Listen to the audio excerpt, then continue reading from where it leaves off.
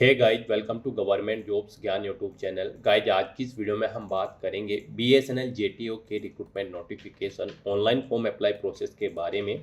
जी हाँ दोस्तों, Bharat Sanchar Nigam limited BSNL ने जूनियर टेलीकॉम ऑफिसर के 100 खाली पदों को भरने के लिए नोटिफिकेशन रिलीज कर रखा है। इस भर्ती पर अप्लाई करने की लास्ट डेट की अपडेट है, केवल 4 दिन शेष रह गए हैं। आप जल्द से जल्द अपना फॉर्म अप्लाई कर लें। अंतिम समय में कैसे यहाँ पर आपको अपना फॉर्म अप्लाई करना है जिससे आपका फॉर्म रिजेक्ट न हो, इसकी पूरी जानकारी हम आपको स्टेप बाय स्टेप रजिस्ट्रेशन से लेकर प्रिंट तक इस वीडियो में देंगे। बस आपको इस वीडियो को स्किप के बिना शुरू से लेकर एंड तक देखना है। उसके बाद वीडियो पसंद आए तो इसे लाइक और शेयर कर दें। चैनल पर नए हो तो इसे सब्सक्राइब कर लें। साथ ही साथ आपको अपना फॉर्म अप्लाई करते हुए जो भी प्रॉब्लम फेस हो रही है उन सभी का हल भी आपको इस वीडियो में मिल जाएगा। कैसे यहाँ पर आपको अपने डॉक्यूमेंट अपलोड करने हैं, फोटो और सिग्नेचर आपको कैसे अपलोड करने हैं, कितने केबी में किस फॉर्मेट में अपलोड करने हैं, सभी जानकारी आपको इस वीडियो में दी जाएगी। बस आपको एंड तक हमारे साथ इस वीडियो में बने रहना है। तो बिना कोई वक्त गंवाए चलिए शुरू करते हैं। आपको इस वीडियो के डिस्क्रिप्शन बॉक्स में हमारी वेबसाइट IND-sarkari-naukri.in के इस पेज का लिंक मिल जाएगा। यहाँ पर आपको इस भर्ती के रिगार्डिंग सभी डिटेल्स प्रोवाइड कर दी गई है।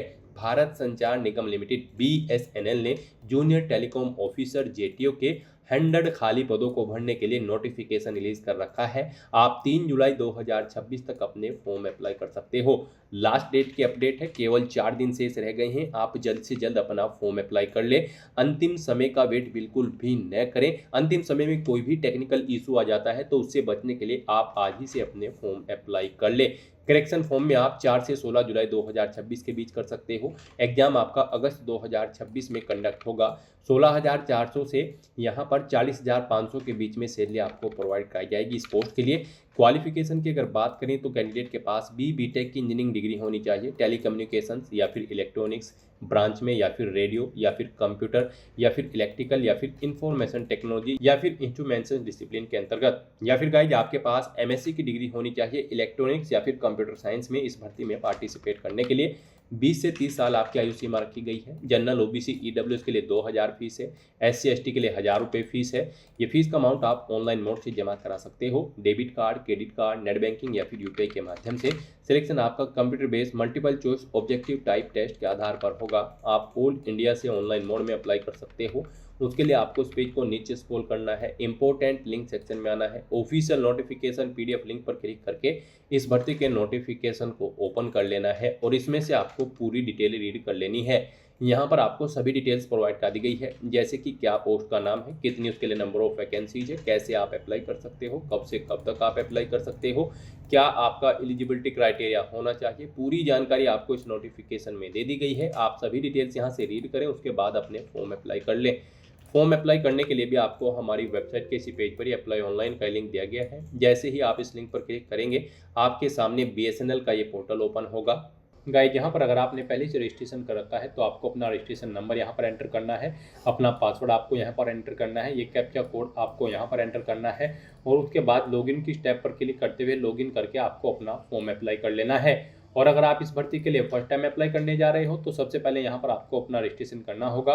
उसके लिए आपको न्यू रजिस्ट्रेशन की टैब दी गई है, आप इस पर क्लिक करें। आपके सामने रजिस्ट्रेशन का फॉर्म ओपन हो जाएगा। इसमें आपको अपनी बेसिक इन्फॉर्मेशन प्रोवाइड करते हुए रजिस्ट्रेशन करना है। सबसे पहले यहाँ पर आपको अपना फर्स्ट नेम एंटर करना है, मिडिल नेम, लास्ट नेम है तो वो आप एंटर कर दे यहाँ पर। उसके बाद आपको आपका फुल नेम ऑटोमेटिकली शो कर दिया जाएगा यहाँ पर, जो आप नाम प्रोवाइड कराएंगे उनके according. Middle name, last name नहीं है तो आप इन कॉलम्स को खाली भी छोड़ सकते हैं।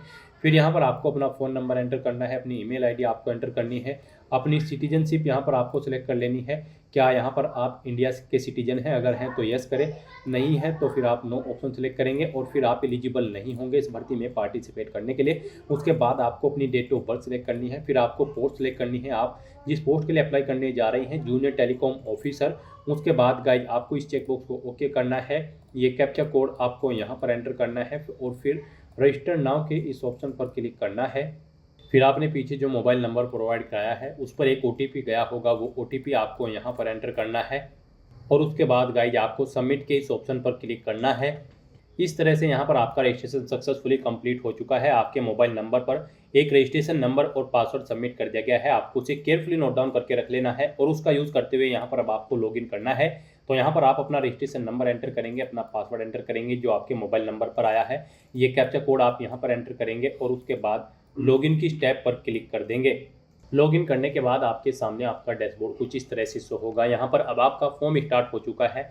अब यहाँ पर आपको अपनी पर्सनल डिटेल देनी है। इसमें सबसे पहले यहाँ पर आप अपना रिलीजन सेलेक्ट करें, आप जिस रिलीजन से बिलोंग करते हैं। अपने फादर या हस्बैंड का नाम दें, उसके बाद अपनी मदर का नाम यहाँ पर आप एंटर करें। अपना जेंडर आप सेलेक्ट करें, मेल हो या फिर फीमेल या फिर कोई अन्य। अपना मैरिटल स्टेटस आप बताएं, आप मैरिड हो या फिर अनमैरिड। अपना आधार कार्ड नंबर यहाँ पर आपको एंटर करना है। फिर आपकी बॉडी पर कहीं कोई कट या तिल का निशान है तो उस पैलेस के नाम यहाँ पर आपको देने हैं, नहीं है तो आप नो मार्क यहाँ पर एंटर कर देंगे। उसके बाद गाइड आपको यहाँ पर बताना है आप कौन कौन सी लैंग्वेज जानते हैं। यहाँ पर आपको कम से कम हिंदी लैंग्वेज आनी जरूरी है, इसे आपको रीड राइट और स्पीक आना जरूरी है। उसके बाद आप जो भी लैंग्वेज जानते हैं उसकी डिटेल आप यहाँ पर प्रोवाइड कर सकते हैं कि उसे आप रीड राइट स्पीक करना क्या जानते हैं। इस तरह से यहाँ पर आपको अपनी लैंग्वेज की डिटेल देनी है जो आप जानते हैं। फिर यहाँ पर आपको अपना एड्रेस फिल करना है। यहाँ पर आप अपना परमानेंट एड्रेस एंटर करें। उसके बाद यहाँ पर आपको अपना कोरोस्पोंडेंस एड्रेस एंटर करना है। यहाँ पर आप अपना कोरोस्पोंडेंस एड्रेस एंटर करें और अगर आपका परमानेंट एड्रेस आपके कोरोस्पोंडेंस एड्रेस के अकॉर्डिंग सेम है तो आप इस चेकबॉक्स को ओके कर देंगे। If same as permanent address में ऑटोमेटिकली आपका कोरोस्पोंडेंस एड्रेस आपके इस परमानेंट एड्रेस के अकॉर्डिंग यहाँ पर फिल हो जाएगा। उसके बाद आपको इस चेकबॉक्स को ओके करना है और फिर गाइस सेव एंड नेक्स्ट के इस ऑप्शन पर क्लिक करना है। फिर यहाँ पर आपको अपनी कुछ और डिटेल्स प्रोवाइड करनी है। यहाँ पर आपको अपनी कैटेगरी सेलेक्ट करनी है, आप जिस कैटेगरी से बिलोंग करते हैं। उसके बाद आपसे पूछा गया कि क्या आप एक सर्विसमैन कैंडिडेट हैं, अगर हैं तो आप यस करेंगे और अपनी सर्विस की डिटेल देंगे, कब से आपने सर्विस स्टार्ट की है, कब तक की है। इस तरह से आपको अपनी सर्टिफिकेट का नंबर देना होगा, सर्विस का इशूइंग अथॉरिटी का नाम देना होगा जिसने आपको आपकी सर्विस का सर्टिफिकेट दिया है। और अगर आप एक सर्विसमैन नहीं है सिंपली नो ऑप्शन सेलेक्ट करेंगे। फिर आपसे पूछा गया कि क्या आप फिजिकली डिसेबल्ड कैंडिडेट हैं और आपकी डिसेबिलिटी 40% से अबव है, अगर है तो आप यस करेंगे और आप अपनी डिसेबिलिटी का टाइप सेलेक्ट करेंगे, उसका सर्टिफिकेट नंबर देंगे, किस डेट को इशू हुआ है वो सर्टिफिकेट वो डेट आप देंगे, अथॉरिटी का नाम देंगे, अपनी डिसेबिलिटी की परसेंटेज सेलेक्ट करेंगे। इस तरह से यहाँ पर आपको अपनी डिसेबिलिटी की डिटेल्स प्रोवाइड करनी होगी। और अगर आप फिजिकली डिसेबल्ड नहीं है तो आप सिंपली यहाँ पर नो ऑप्शन सेलेक्ट कर लेंगे। फिर यहाँ पर आपसे पूछा गया कि क्या आप प्रेजेंट में बीएसएनएल के एम्प्लॉय हैं, अगर हैं तो यस करें। अपनी डेजिग्नेशन बताएं, कब से आपने जॉब स्टार्ट की है वो बताएं, कब आप जॉब छोड़ेंगे वो डेट आप सेलेक्ट करें। इस तरह से आपको अपनी सर्विस की डिटेल देनी होगी। और अगर आप बीएसएनएल के एम्प्लॉय नहीं हैं तो आप सिंपली नो ऑप्शन सेलेक्ट करेंगे। इस तरह से अपनी डिटेल प्रोवाइड करने के बाद फिर आप इस चेकबॉक्स को ओके करेंगे और उसके बाद सेव एंड नेक्स्ट के इस ऑप्शन पर क्लिक कर देंगे। नेक्स्ट यहाँ पर आपको अपनी एजुकेशनल क्वालिफिकेशन की डिटेल प्रोवाइड करनी है। यहाँ पर आपसे पूछा गया है कि क्या आपकी मार्कशीट जीपीए फॉर्मेट में है, अगर है तो आप यस करेंगे, नहीं है तो नो ऑप्शन सेलेक्ट करेंगे। और गाइस यहाँ पर अब आपको अपनी क्वालिफिकेशन की डिटेल देनी है। यहाँ पर आपको आपकी रिक्वायर्ड क्वालिफिकेशन बता दी है। जूनियर टेलीकॉम ऑफिसर की पोस्ट पर अप्लाई करने के लिए यहाँ पर कैंडिडेट के पास बैचलर डिग्री होनी चाहिए, जैसे कि बीटेक की डिग्री इन डिसिप्लिन के अंतर्गत, जैसे कि टेलीकम्युनिकेशन या फिर इलेक्ट्रॉनिक्स या फिर रेडियो या फिर कंप्यूटर या फिर इलेक्ट्रिकल या फिर इंफॉर्मेशन टेक्नोलॉजी या फिर इंस्ट्रूमेंशन में आपकी यहाँ पर बीटेक की डिग्री होनी चाहिए। या फिर आपके पास यहाँ पर एमएससी इलेक्ट्रॉनिक्स या फिर एमएससी कंप्यूटर साइंस में डिग्री होनी चाहिए, तो आप एलिजिबल होंगे इस भर्ती में पार्टिसिपेट करने के लिए। तो यहाँ पर अब आप अपनी क्वालिफिकेशन की डिटेल फिल करें। सबसे पहले यहाँ पर आपको अपनी 10वीं क्लास की डिटेल देनी है। यहाँ पर आपको सब्जेक्ट या डिग्री का नाम देना है। यहाँ पर आप अपने सब्जेक्ट नाम एंटर करेंगे। 10वीं में आपके पास जो जो सब्जेक्ट थे वो सब्जेक्ट यहाँ पर आप एंटर करें। उसके बाद स्कूल या कॉलेज का नाम यहाँ पर आप एंटर करेंगे। फिर गाइस यहाँ पर आप बोर्ड का नाम देंगे जिस बोर्ड से आपने अपनी 10वीं क्लास पास आउट की है। उसके बाद यहाँ पर आपको पासिंग ईयर से देना है, कब आपने अपनी 10वीं क्लास पास आउट की है। यहाँ पर टोटल मार्क्स आपको एंटर करने हैं, इनमें से आपने कितने ऑब्टेन किए हैं वो आपको एंटर करने हैं। फिर गाइस यहाँ पर आपको अपनी परसेंटेज एंटर कर देनी है, टोटल कितने परसेंट मार्क्स आपने यहाँ पर ऑब्टेन किए हैं 10वीं में। उसके बाद यहाँ पर सेम ऐसे ही आपको अपनी 12वीं क्लास की डिटेल भी प्रोवाइड कर देनी है। और उसके बाद फिर आपको यहाँ पर अपनी ग्रेजुएशन या फिर पोस्ट ग्रेजुएशन की डिटेल देनी है। यहाँ पर आपको सबसे पहले अपने सब्जेक्ट का नाम देना है जिसमें आपने अपनी ग्रेजुएशन या पोस्ट ग्रेजुएशन की है। फिर यहाँ पर आपको स्कूल कॉलेज या इंस्टीट्यूट का नाम देना है, यूनिवर्सिटी का नाम देना है, किस ईयर में पास आउट किया है वो आपको बताना है, टोटल कितने मार्क्स थे आपके ग्रेजुएशन में वो आप एंटर करें, इनमें से कितने आपने ऑब्टेन किए हैं वो आप एंटर करें, अपनी परसेंटेज यहाँ पर आप एंटर करें, कितने परसेंट मार्क्स आपने ग्रेजुएशन में ऑब्टेन किए हैं।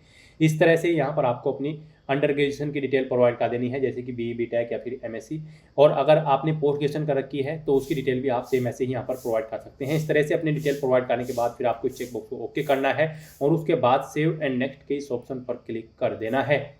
नेक्स्ट यहाँ पर आपको अपने डॉक्यूमेंट अपलोड करने हैं। यहाँ पर आपको अपना पासपोर्ट साइज फ़ोटो, सिग्नेचर और अपनी 10वीं 12वीं क्लास की मार्कशीट, ग्रेजुएशन का सर्टिफिकेट, पोस्ट ग्रेजुएशन कर रखी है तो उसका सर्टिफिकेट, अपना कोई एक आईडी प्रूफ आपको अपलोड करना है। इनके लिए आपको गाइडलाइन दी गई है, आपको दी गई गाइडलाइंस के अकॉर्डिंग ही अपने डॉक्यूमेंट अपलोड करने हैं, अदरवाइज आपका फॉर्म रिजेक्ट हो सकता है।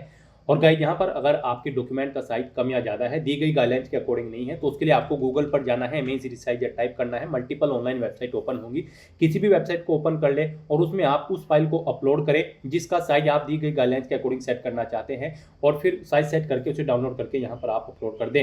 यहाँ पर आपका जो फोटो है वो 20 KB से 60 KB के बीच में होना चाहिए, सिग्नेचर 10 KB से 60 KB के बीच में होने चाहिए, ये JPG या फिर JPEG फॉर्मेट में होने चाहिए। तो अपना फोटो और सिग्नेचर अपलोड करने के लिए आपको चूज फाइल के ऑप्शन पर क्लिक करना है, फाइल को सिलेक्ट कर लेना है और अपलोड फोटो और अपलोड सिग्नेचर के ऑप्शन पर क्लिक करते हुए आपको अपना फोटो और सिग्नेचर यहां पर अपलोड कर देने हैं।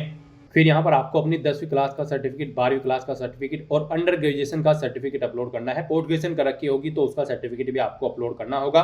गाइस यहाँ पर अपने इन सर्टिफिकेट्स को अपलोड करने के लिए आपको गाइडलाइन दी गई है, आपके सर्टिफिकेट PDF फॉर्मेट में होने चाहिए, 50 KB से 1 MB के बीच में इनका साइज होना चाहिए। तो आप चूज फाइल के ऑप्शन पर क्लिक करें, फाइल को सिलेक्ट करें और अपलोड के ऑप्शन पर क्लिक करते हुए यहाँ पर 1 बाय 1 करके अपने इन सभी डॉक्यूमेंट्स को 1 बाय 1 करके अपलोड कर दें।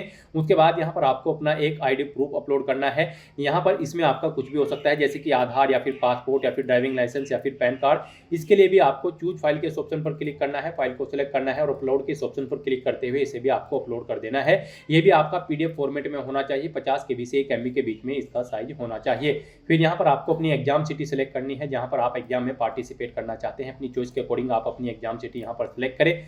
फिर यहाँ पर आपको अपनी सर्कल प्रेफरेंस देनी है, आप अपनी चॉइस के अकॉर्डिंग यहाँ पर सर्कल प्रेफरेंस देंगे। यहाँ पर गाइज आपको 1 बाय 1 करके अपनी सर्कल प्रेफरेंस देनी है, जिस सर्कल को आप जिस नंबर पर प्रेफरेंस देना चाहते हैं उस नंबर पर आप सिलेक्ट कर लेंगे।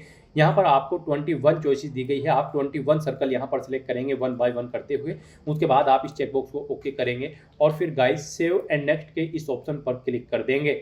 नेक्स्ट यहाँ पर आपको आपके एप्लीकेशन फॉर्म का पूरा प्रीव्यू शो कर दिया गया है, आपको सभी डिटेल्स केयरफुली चेकआउट करनी है, इस पेज को नीचे स्क्रॉल करना है, इस चेकबॉक्स को ओके करना है और फिर गाइज आपको यहाँ पर सबमिट एंड नेक्स्ट के इस ऑप्शन पर क्लिक कर देना है।